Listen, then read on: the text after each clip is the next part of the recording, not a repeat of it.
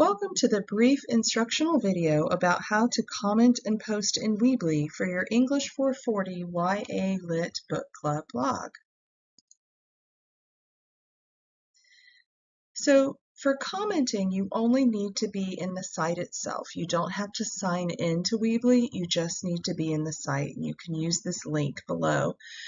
This will be at the top of all pages of the site. Likely you will see blog and book reviews as the two options of the site pages in the far right-hand corner.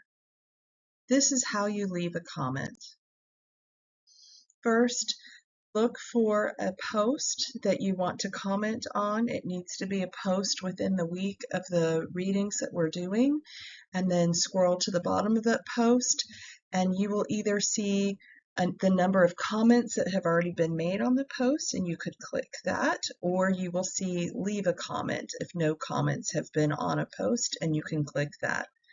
Another option is once you click on a comment, you can go in and see the person's comment and you can click reply.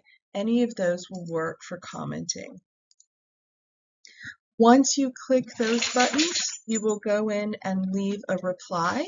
You will see a box like this, and you will need to complete certain fields, but not all of the fields. The first field you'll need to complete is your name, and remember to use your first initial and last names, like the convention that we're using throughout our posts as well.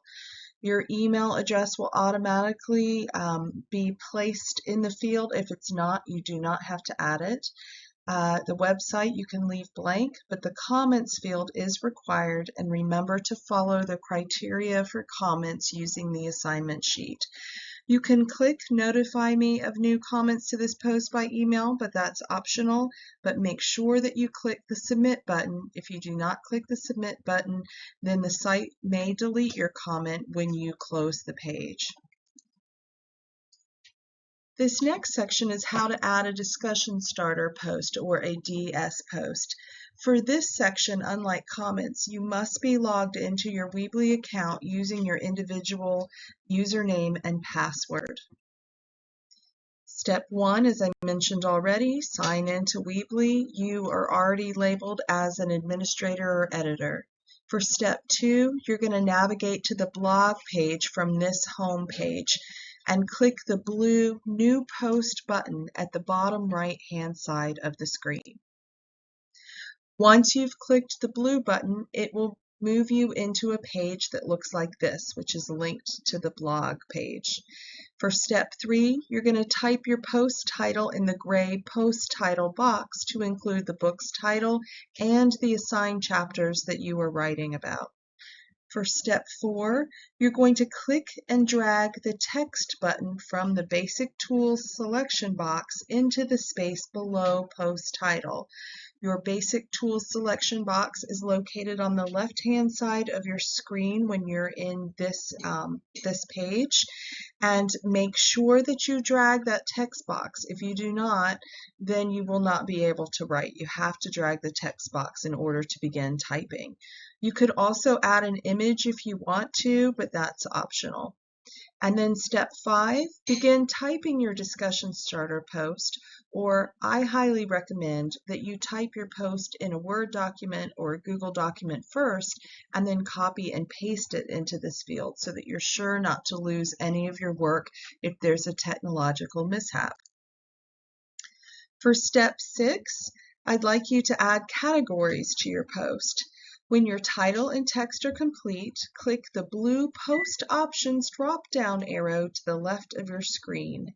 Then for step 7, select one or more categories for your post by clicking an existing category or adding a new category.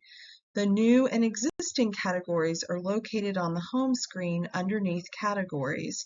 And you can see here that I've already added a few categories, but you can add some more. Think about categories that are broad enough that others can use them in the class.